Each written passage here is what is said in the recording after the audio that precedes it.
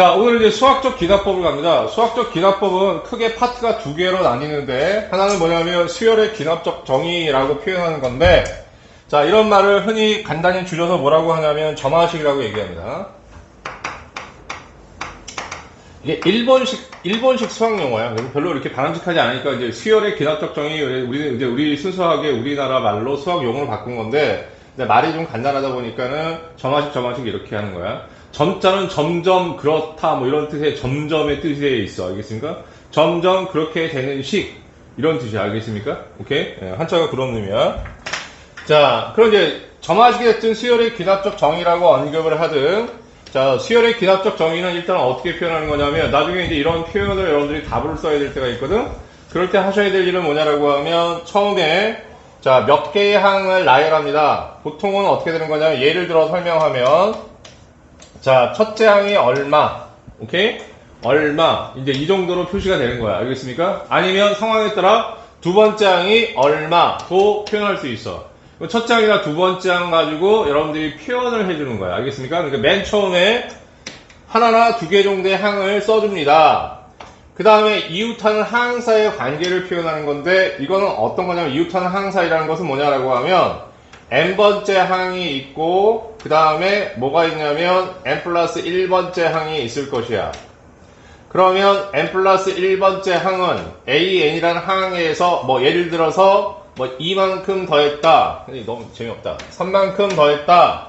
오케이? 이렇게 표현하는 것을 자 뭐라고 하냐면 이웃하는 항사의 관계 이렇게 얘기하는데 그 n번째나 n 플러스 1번째 혹은 이런 식도 있을 수 있어. 이런 거 말고 이게 첫 번째 얘라고 하면 두 번째 얘는 뭐 A1이 얼마가 있을까? 1. 그 다음에 A2가 2. 이게 맞아야 되는데. 그러니까 얘만 들 거야.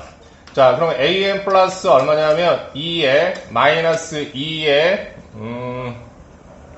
3에 AN 플러스 1, 그 다음에 플러스 2, 그 다음에 AN 뭐 이런 식으로도 표현이 될 수 있다는 얘기인 거야. 알겠습니까? 자, 그래서 맨 처음에 주어지는 항, 나중에 이제 이런 거에 대해서 좀 자세하게 얘기할게요. 이가 어떤 역할을 하는지. 그 다음에 이웃하는 항사의 관계에 그랬는데 n과 n 플러스 1번째 항 혹은 n 플러스 2, n 플러스 1, n번째 항들 사이의 관계 혹은 n번째하고 n 마이너스 1, n 마이너스 2번째 항들 사이의 관계. 그러니까 n이 꼭 들어가야 되는 거야. 알겠습니까? 그래서 이렇게 표현하는 것을 뭐라고 하냐면 수열의 기납적 정의라고 하고 간단히 줄여서 바람직한 수학용어는 아니지만 점화식 이렇게 부릅니다. 됐습니까? 여기까지? 자, 오늘 처음 배우는 거니까 선생님이 점화식이 뭔지를 소개해 드렸어요. 괜찮아요, 여기까지? 다음, 이제 문제를 풀기 위해서 알아야 될 건 뭐냐고 하면, 자, 지우도 잠깐 여기 봐봐. 이 단원에서 선생님 있잖아, 공식들을 좀 가르쳐 주긴 가르쳐 줘. 알겠어? 그런데 그 공식은 내년에 우리가 3학년 되잖아, 지금, 이제? 근데 수열에서 난이도가 되게 높게 지금 나오고 있어, 출제가. 알겠습니까? 근데 여러분들이 꼭 아셔야 될 건 뭐냐라고 하면, 여기서 수열에서 이렇게 점화식에서 외우라고 하는 거 딱 내신용이야. 수능 가서 그거 외워봐야 아무 쓰잘데기 없어. 그냥 괜히 외워가지고 어떻게 한다고 더 손해나. 오케이? 그럼 선생님 아예 안 하면 되잖아. 이렇게 되는데, 문제는 이제 뭐냐라고 하면, 우리한테 이제 선생님 나중에 무슨 문제가 생길지 얘기해 줄게. 그러니까 예를 들면 5번째 항을 구해라 라고 얘기하면 아무 문제가 안 되는데 10번째 항을 구하라 라고 하면 이걸 직접 다 일일이 계산하는 게 시간이 걸리기 시작하는 거야. 무슨 얘기인지 알겠어? 오케이? 그런 문제가 생기기 때문에 45분 내에 우리가 어쨌든 문제를 다 풀어내야 될 거 아니야.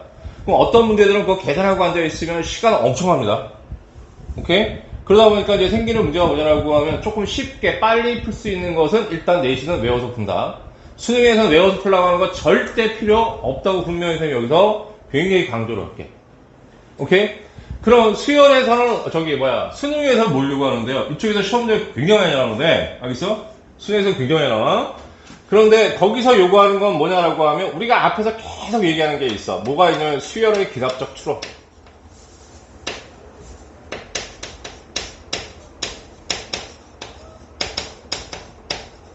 연호야, 기납적 추론이 뭐니?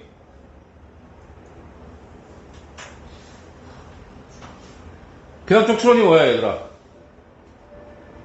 하나하나 그냥 또박또박 따져보는 거야. 알았어? 그게 여기서 제일 중요한 거라고. 그 다음에 교육과정에서 무슨 얘기를 하고 있냐라고 하면 수학적 기납법에서 일단 선생님이 교과서에서 교육과정 내에서 얘기하는 것도 우리가 어쨌든 기본 포맷으로 잡아야 되는 거 맞아. 너무 사이드 있는 걸 너무 많이 하다 보면 뭐가 문제가 되냐면 교과서에서 얘기하는 그 개념들에서 벗어나다 보면 여기 조금 문제를 일으킬 때가 있거든? 알겠습니까? 그러면 선생님이 하고 싶은 얘기가 뭐냐면 수학적 기납법에서는 어떤 거냐면 이런 식 기납적 추론을 굉장히 중요하게 하고 그거를 깔끔하게 마무리하고 마감하는 게 수학적 기납법이라는 증명 방법이야. 거기까지로 끝나는 거야, 이게. 알겠습니까? 그래서 수열의 기납적 추론이라는 게 굉장히 중요하다, 이런 얘기야. 알겠습니까? 그러면 확 안 하다 보니까 선생님이 예를 들어서 하나 설명을 좀 할게. 1734번으로 넘어가 보세요. 문제 잠깐 펴봐.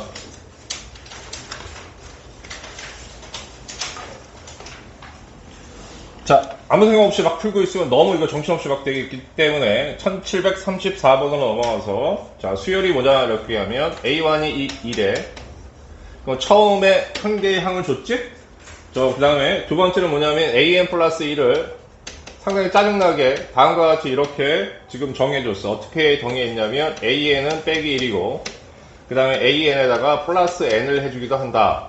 어느 경우에 이렇게 되냐면 AN이 짝수일 때는 이렇게 하고 자 AN이 홀수일 때는 이렇게 한다.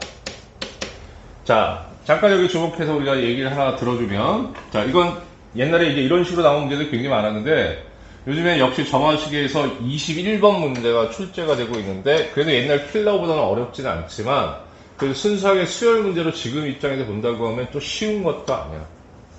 최근에 나오는 문제가 알았어요? 그래서 모의고사에 굉장히 지금 1, 2년 사이에 누적된 문제들이 굉장히 많다고. 이 파트야, 이 파트. 알겠습니까? 여기서 나오고 있어. 킬러가 알겠습니까? 21번이. 예. 자, 말씀드렸습니다. 그럼 이제 이거 선생님 몇 번이냐라고 얘기하면 이게 번호가 1734번이야. 이렇게 줘놓고 구하라는 게 뭐냐면 7번째 항을 구하세요 라고 하는 거야. 그럼 선생님 기납적 추론이 중요하다고 얘기를 했잖아. 오케이? 그럼 이걸 하나하나 일일이 따박따박 다 따져보는 게 기납적 추론이라는 거야. 그러면 이제 갈등이 오기 시작해. 이게 7번째라고 얘기하면 셀지, 아니면 어떤 공식 같은 걸 써서 좀 간단히 처리할지. 오케이? 이런 갈등이 생기거든, 내신 때는. 왜? 시간 때문에. 오케이? 수능 때는 그럴 필요 없어. 오케이? 그래봐야 수능 때는 오히려 이상한 풀이로 넘어가게 되는, 이상한 상황이 벌어져. 알겠니, 뭔 얘기인지? 그러면 기납적 추론이라는 게 뭐냐? 여기에 조금 포인트만 맞춰서 얘기할게. 그러니까 항수가 막 10개, 15개를 넘어가면 그때부터 이제 고민되는 거야. 왜? 따져보는 방법을 지금 보여주고 있어서 어떻게 하는 거지? 그럼 지금 첫 번째 항이 얼마냐면 2야.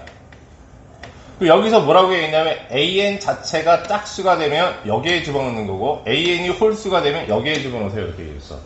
오케이? 그럼 AN이라는 건 이 전체의 값이 짝수인지 홀수인지를 봐라 이런 얘기인 거야. 그럼 얘가 짝수잖아. 어디에 집어넣어? 여기다 집어넣어야 돼. 오케이?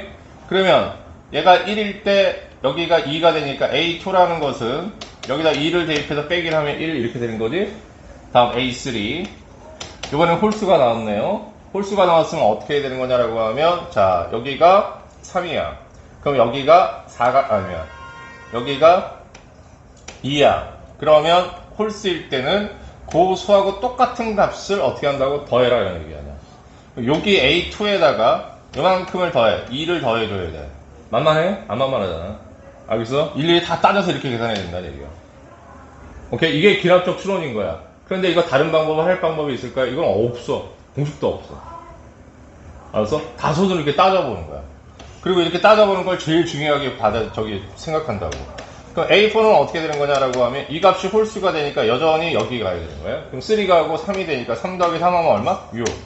A5는 어떻게 되는 거냐? 6이 짝수가 됐으니까 드디어 여기 와서 5. A6은 얼마가 되는 거냐? 홀수가 됐으니까 1로 가셔야죠? 그럼 A6은 5가 들어가고 5 이렇게 해주면 5 더하기 5, 10. 오케이? 그 다음에 드디어 7이야. 얘가 짝수니까 얼마 돼? 하나 빼서 9. 그래서 9가 답인 거야. 이런 것들이 기납적 추론입니다. 알았어요? 자, 그래서 수열의 기납적 정의 저방식에서 여러분이 착각하시면 안 되는 게 어떤 거냐라고 하면 가장 중요한 풀이가 뭘까요? 선생님 이렇게 얘기하면 이거야 이거. 기납적 추론. 하나하나 일일이 따박따박 따져나가는 거.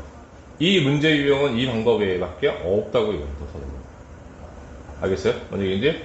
조금 다른 방식으로 한다고 하면 이게 짝수 홀수가 되기 때문에 이 항을 모르는 상태에서는 어떤 방법을 쓸 수가 없어. 알겠습니까? 그래서 이게 기본이에요. 아시겠죠, 여러분? 오케이. 자, 이해되니까 여기까지? 오케이. 그러니까 여기서 모든 문제는 다 이렇게 풀 수 있어. 그럼 선생님 이거 하나만 알면 끝나겠네요? 근데 애석하게 문제가 뭐야? 시간이 걸리는 문제가 있지, 지금이지? 그래서 시간을 줄이는 방법을 지금부터 어쨌든 얘기를 해주긴 해주는데, 알겠어요? 어쨌든 이 풀이가 가장 기본이라는 얘기입니다. 알겠죠, 여기까지? 됐지? 다음, 이거는 필기만 해놔. 나중에 선생님 있잖아. 다시 언급해줄게. 어떤 거냐라고 하면, 지금 같이 전체적인 큰 틀에서 풀이를 어떻게 하는지 지금 설명해 주려고 하는 거니까 선생님 알겠습니까? 오케이? 자, 그럼 이제 뭐냐면 세 번째. 제목이 뭐냐면 수열의 귀납적 표현 이렇게 얘기하는데, 그럼 수열의 귀납적 표현이라는 것은 곧 이렇게 표현해봐 이런 뜻이야. 오케이? 자, 이러한 표현 방법은 두 가지로 접근할 수 있어. 어떻게 접근할 수 있냐면 첫 번째 A1과 A2를 구해서 오케이? 이 관계식을 일반화시켜 버리면 된다 이거야. 그러니까 무슨 얘기냐면 A의 첫 번째하고 두 번째하고 구했지만 이걸 어떻게 보면 되냐면 AN과 AN 플러스 1의 관계를 보시면 돼요 이런 얘기야. 알았어요? 오케이? 이런 경우는 어떤 거냐면 첫 번째서부터 규칙성, 그러니까 예를 들면 첫 번째부터 등차수열을 이룬다든가 첫 번째서부터 등비수열을 이룬다든가 뭐 등등등 규칙성이 처음부터 똑같이 나오는 거. 알겠니? 자, 다음 이제 두 번째. 요건 필기만 하자고. 요거까지 문제 들기에는 조금 지금은 이거 뒷부분에 나와니까 뒷부분 갈 때는 필기해놓고 여기서 확인만 해. 2번. 자, 어떤 문제는 첫 번째, 두 번째 항을 구하는 것보다 n번째하고 an 플러스 1번째의 관계를 유도하는 게 훨씬 의미가 있는 경우가 있어. 거의 오늘 정화식 마지막 시간대에 이걸 하게 된다. 오케이? 첫 번째, 두 번째 항을 직접 구하는 게 아니고 그것들의 어떤 일반적인 관계를 끌어내는 것들. 이렇게도 할 수 있지 않나? 아니, 몰라. 굉장히 독특하게 끌어내는 방법이 있어. 알겠습니까? 오케이? 자, 그런 것들이 뭔지 거의 마지막에 하지 않을까 생각된다. 그래서 큰 틀에서 수열의 기납적 정의는 어떻게 푸는지에 대한 설명을 드렸습니다.